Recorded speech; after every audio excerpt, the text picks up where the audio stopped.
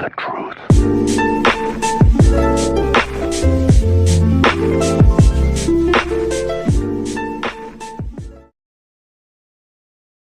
Joining us now is Jennifer Griffin. She's at the Pentagon tonight. The president said a precision strike on targets associated with chemical weapons capability of the Syrian dictator Assad, a combined operation with the armed forces of France and Great Britain. Jennifer, sounds like the precision attack sounds very strategic, that perhaps maybe they know where these locations are, or certainly militarily they're looking at the Syrian military.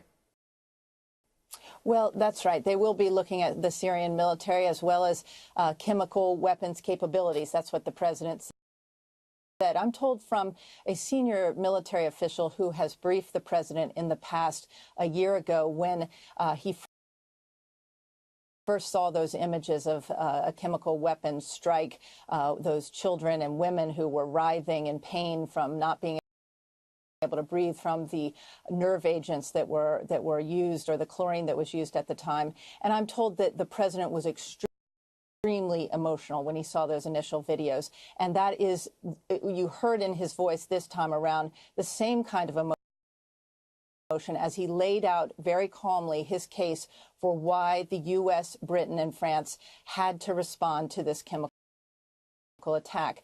We've been reporting in recent days about the U.S. assets that are in the region, that are in position. The USS Donald Cook, expect them to have been in play. They had 75 Tomahawk missiles on board that destroyer, which is in the Eastern Mediterranean. It was joined by a French frigate. We have reported that they had 12 cruise missiles on board, as well as some surface-to-air missiles to protect those ships. Remember, in recent days, Sean, a Russian admiral, as recently as this morning, had said that Russia would strike back at any U.S. warships that and named the Donald Cook by name if they struck Syria.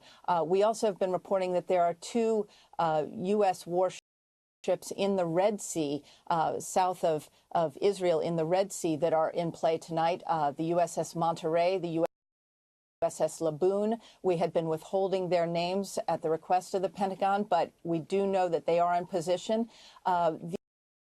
What we don't know at this point is whether any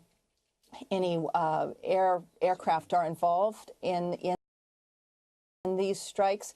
The explosions that are being reported on Twitter in downtown Damascus suggest that the U.S. and its allies will be exacting a price from President Bashar Assad himself. And if you look at the strike a year ago, when those 59 Tomahawks, 58 airstrikes, as the president mentioned, they had targeted just one base, the Shayrat base, where the chemical weapons attack occurred a year ago.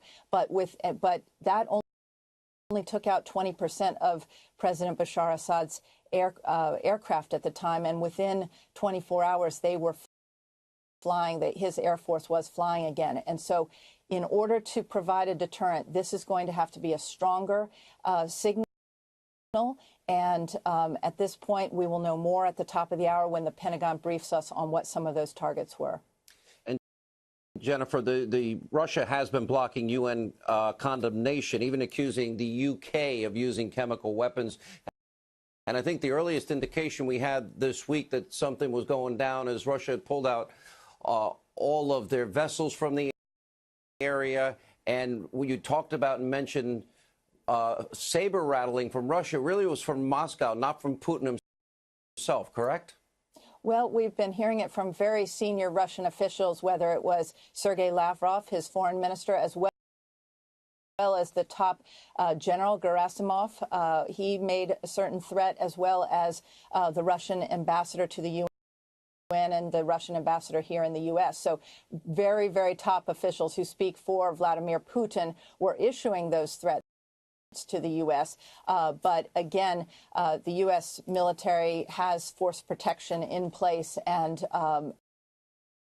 so they did not take those threats very seriously. And any threats to shoot down the Tomahawks or the missiles, the incoming cruise missiles, the Russians also have those S-400 air defense systems, and they can fire off missiles from inside Syria.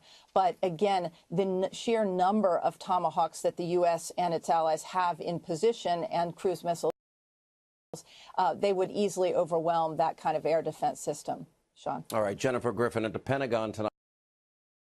Got 1, 2, 3, 4, 5, 6, 7, 8 M's in my